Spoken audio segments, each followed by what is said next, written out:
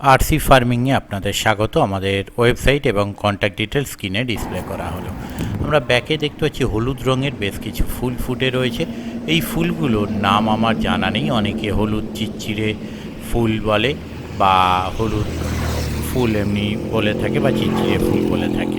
তার কারণ হচ্ছে এই গাছে এক ধরনের লম্বা লম্বা ফল হয়, এই ফুল থেকে এক ধরনের ফল হয়, যে ফলগুলোর মধ্যে ছোট ছোট বীজ থাকে এবং সেই ফলগুলো যখন শুকিয়ে যায় সেগুলোয় যদি ঝাঁকুনি দেওয়া হয় চিচ্চির চিচ্চির করে এরকম একটি আওয়াজ হয়।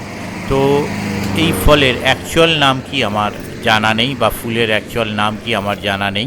দেখতে পাচ্ছেন কিছু ফুল থেকে ছোট ছোট ফলও হয়ে গেছে।